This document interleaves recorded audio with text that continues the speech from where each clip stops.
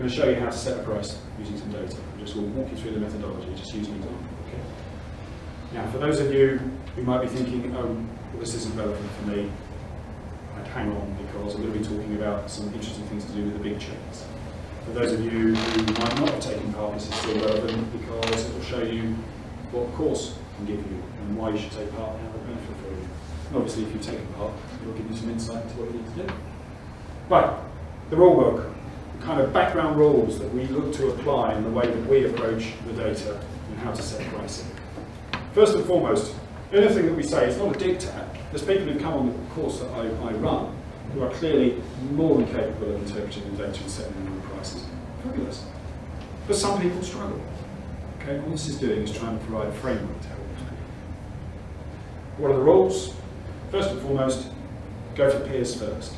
Set your price with your peers and then think about big chains. Yeah, set your price reasonably with your peers and then think about big chains. The reasoning for that is very, very simple. It's all about not causing trouble. Like I said. And the goals of price setting. We're always looking to adjust your prices to maximise, to be in line with those that give maximum satisfaction. We're looking on the basis, the way the methodology works is it's biased to try and find you opportunities to raise prices rather than lower them. There are occasions when a suggestion for lowering price does exist, and you need to consider that very, very carefully, because the impacts are big, but we're essentially looking all the time to maximise profit, not profiteer. Remember, this is all about bringing prices in line with what others charge, the reasonable prices that they charge. And in particular, are there contenders for price competition? And this isn't price competition with peers, this is price competition with big guys. Some terminology, which you need to get your head around. Okay, we take all the people who take part in the survey and we rank them from the most expensive on a particular product to the least. We take the top 25 and we call that Q4, the highest 25%. Yeah? The opposite end of the scale, we do the same. They're the Q1s, they're in the lowest price quartile. Okay. And you can imagine what we do for Qs 2 and 3. Fairly straightforward. That leads to some reference pricing that we use to form this frame for when you're looking to work your prices. It's what we call the Q4 lower price. So in other words, the point at which prices start to become high, the point at which prices potentially become unreasonable. Not necessarily so, it depends on satisfaction. Okay, but that's where we start. We do the same at the opposite end. This is Q1 upper price, which is the price at which things look like they're starting to become a little cheap. And we've got the median price, the price which is absolutely in the middle. It's not the average, because people don't visit averages, they visit shops. Okay, so the median price is where there are 50 prices above that point and 50 prices below it. So by chance, if you were rolling a dice and you visit 3 shops, pure chance would say, well, one will be more expensive, one will be less, and one will be in the middle. And on the other side, we've got what we call reference satisfactions. So within that high-priced group, there will be an associated satisfaction. We take the average of that group. We do the same in the bottom. And we take the average of the middle. So we get 3 satisfaction points by price. We're starting to use that data. And we put it all together, and that gives you the full framework that helps you set pricing. How does it work? Right, well, here's an example. So this is real data from a real customer. 74% of customers responded, pretty high proportion, good place to start looking. Okay, you can see, oh look, here's the median price, here's the quartile upper, quartile 1 upper, quartile 4 lower, and my price. Okay, these are terms that you've seen before. My price is within the bottom quartile. The satisfaction data starts to appear as well. Again, you can see some of these terms coming out. The Q4 average, so the highest priced people are that level of average satisfaction. In the middle it's there, and at the bottom it's there. So interestingly, we're getting a relationship here that says people are becoming more satisfied the higher the price. Again, that's all about this issue to do with price and value.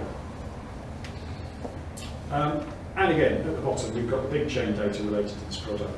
Yeah, so PC World, Argos, Tesco, and Asda. You'll notice Argos raises its head here. We included our Argos this time around because we had a comment last time around, and it's a bit difficult to do that this time. So, yeah, Argos appeared. It wasn't on the first slide because there wasn't a comparison to make. We didn't do it the first time round. But if you're interested to know, Argos, their basket was 5% lower. Aggressive. But think about it. We looked at their cheapest online prices. We didn't look at their catalogue prices, and I don't know how Argos works, but whether there's a difference between the catalogue price and the online price, I don't know. The other issue is that the ranges that we were able to compare were relatively narrow, one of the narrowest of all. Because the amount of products that they're selling that actually stretch onto your patch is pretty small. This whole issue of customer consideration and customer experience, I think, needs to be taken account of. If you think about it, the Argos shopping experience is one where you turn up, you look through a catalogue, you fill out the shit, and you get given a box. No advice, no guidance, no post support going on whatsoever. So the people who are using this are people who feel confident in buying equipment in that manner. They are people who do not see the value of what you offer. And this really, it's a difficult one actually to take notice of as a comparator, because it's really applying itself to an entirely different market. Anyway, going back to our example. So what do you do with all of that? Okay, so remembering our quartiles and remembering different prices. What did we find? Sorry, satisfactions, I should say. What did we find? Yeah, we've got that increasing relationship in satisfaction going on. Where am I? Current satisfaction 3, right? So our model would say, well, what you should be doing is looking to move your satisfaction up to here. Consider that. What would be the implications for your price?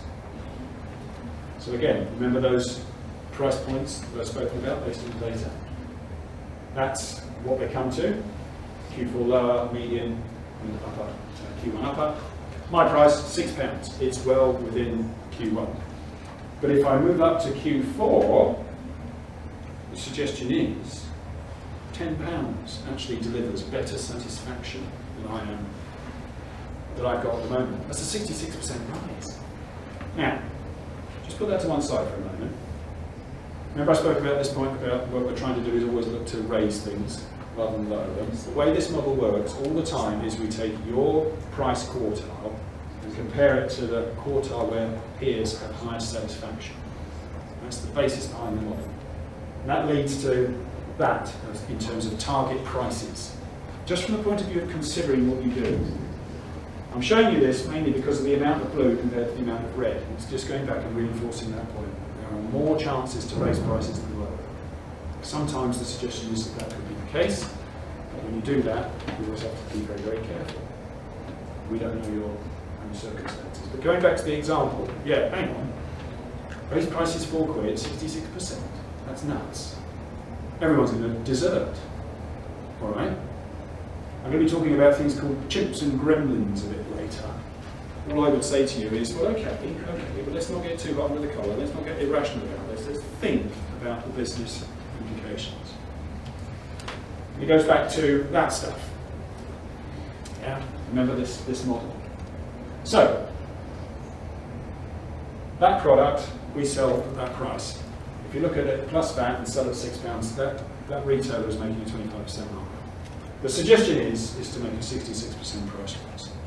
Our price change tool, which uses this, helps you understand the consequences. And the consequences are, the price change tool literally spits out this information. It's got some fancy macros in it that work and actually produce this text. So with an existing markup of 25%, you can afford to sell up to 77% less units, 3/4 less units, before an increase in price of 66% would reduce your profit. Okay, thinking about that break-even point. Or looking at it slightly differently, raising 66%, raising prices 66% a bad idea. Is 3/4 of your customers going to actually say no because you changed the price? Given the nature of that product, how many times are they actually buying it in the lifetime? It's not a fast-moving item, is it? It's probably something they may only buy once. Yeah? It might be something that you include in a bundle when you're selling a computer. Yeah? That's it. You make one sale and you never make another one to that customer. Or, for every people that would have bought before you made the price change, do you honestly believe that only one will now? Now again, I can't tell you which is right or wrong. What we're trying to do is help you move from irrational thought to rational thought. Just provide you with that information that helps you say, well, in actual fact, I really couldn't see that happening. Or, yeah, in actual fact, no, yeah. In fact, I think it's worse than that. That's all we're trying to do. Our method is not about dictating how you should set your own prices and what you should set them to. It's just about helping you understand the possibilities. Big chains, do they matter? No, not always. You've heard me talk about this one to do with consideration. One other thing that matters particularly is locality. I was talking to a customer recently who was on one of the price comparison courses, and he said, gosh, I haven't realised, of course, I'm trying to compare myself to PC World, where in actual fact my problem competitors are Sainsbury's and Asda, because they're in my locality, and the PC World is miles away. Now, so are they actually convenient? Because remember, you do serve a local market. And if it's inconvenient for that local market to go to that other place, then it may not be worth including their price in your comparison. Would customers consider them relevant? So, yeah, maybe I'll go to Tesco would be a bad example now, but maybe I'll go to Asda and buy a laptop. Would I go to Asda to buy that? I don't know. Would they sell it? Personally speaking, I'd be more inclined to either come to a shop like you or consider PC World, because that's what computers are. This is sort of computing stuff.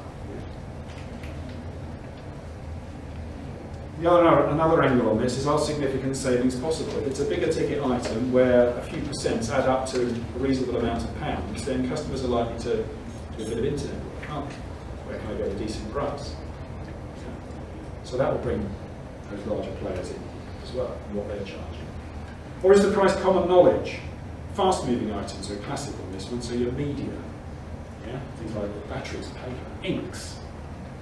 People buy them regularly. They build up a knowledge of what the price should be. If yours is out of line, they'll notice quickly. So what about the big chains? Well, this is what we know from the example that we're doing, and I'm just going to assume that all those big chains matter. Okay? So there we go.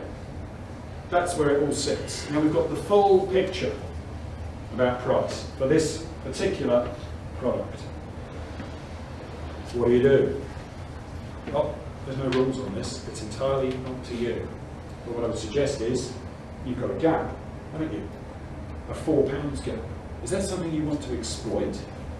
Would developing some promotional material that says, I'm selling these speakers £4 less than PC World be worth doing? Maybe not with something like this.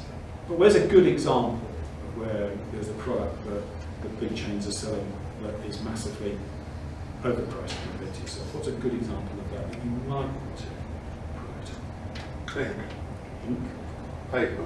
Pardon? Paper. Paper could be another one. Yeah, that's one I'm really thinking of. Cables. Cables. There's an anecdotal story going around. I don't know where it came from. Anecdotal story going around that PC World pays for all its real estate, the rental and upkeep, through the profit it makes on its cables. Yeah, it is. Yeah. And if you think about it, you know what you buy them at, and you know what they're selling them at. Their margin is just monstrous. So you've got an opportunity to point out to the public they're being duped. Ah, Mr. Retailer, you care about me. Ah, Mr. Retailer, what else do you sell? Yeah? Suddenly you're repositioning yourself completely in people's minds. So you might want to exploit that gap. Maybe not for this product, but possibly for others. Do you change your price? Do you think, no, in actual fact, I'm going to price the same as Tesco? I don't know, you might want to do that. I don't think it's relevant. I don't know that I would consider Tesco for this kind of offer. You may think differently, and that's fine. It's your decision. All I'm trying to do is give you a frame. Or, because we know satisfaction increased inside Q4, the higher the price went, perhaps you want to go above £10, and that's fine. It's up to you. We're just working on the information we've got, which is providing you with that data. Or maybe you want to do something, maybe my £10 item wasn't expensive enough and was already broken. Maybe you want to price something entirely different again. Okay? The choice is yours. What I'm trying to do is show you a path. Yeah, cables. Get feisty. They'll come back to this thing again and again and again. And there's good reason why you need to do this. And I'll talk about that a bit later. But yeah, cables will buy you for this. We've got some good examples from customers in this room about how they sell cables. We'll be looking at that later too. And here's an example of a customer, the same one who realised, oh God, it's not PC World, it's Asda and Temple, it's Asda and Sainsbury's. Who changed his price. That's just a close-up of the previous one. What he's done. He's put his prices up, and he's put some a little bit of extra information to just point out something that people might find. Where you find an opportunity to exploit a price gap, you have to exploit that price gap. It is not enough to know that it exists and to be able to talk to people who come in the shop about the fact that it exists. You need to tell the people who have yet to visit you that it exists. Yeah? That means it has to go on your website. That means it has to go into emails. That means it has to go into your shop window if you've got one. Because otherwise, how will passers-by know? How does anybody who's not ever used you get to find out that that's the case? Yeah, there's another example on batteries. Why pay more example on batteries? Batteries are a great one again. That's where they make their money, I should say. A couple of other things. Yeah, you've taken part in the survey, or some of you have taken part in the survey. Tell people that you have done that. Give them a reason to come in and talk to you. There's some artwork that we've got. If you go to my Pinterest page, Shop Talk Pinterest page, you'll find this artwork. We're also creating it and making it available over time. Printable quality to A1. And there's one of these posters actually already available that you can find. But you need to tell people, because if they see that in the shop window, you're price conscious. So you come and find out. I'll give you a go. I'll try you out. Yeah, we help people with media publicity in as much as there's a press release I put together. That doesn't mean it has to be used. But at the very least, people should just, if they've taken part, make contact with the media. I've taken part in a national retail price comparison. On average, my prices were found to be 11%, I think, better than PC World. Is that a story that you'd like to run? They may say no, they may say yes. There's two examples. This time round, we've got at least 3 sets of PR out off the back of it for customers. And you can see the examples there. That's the end of this presentation.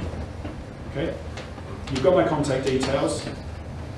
Questions, I'm here for questions now. I'm here all day, obviously, for questions. If something occurs to you after today, you've got my business card, you can email me. I'm perfectly happy to be called. It doesn't matter. Big issue, small issue, any issue whatsoever.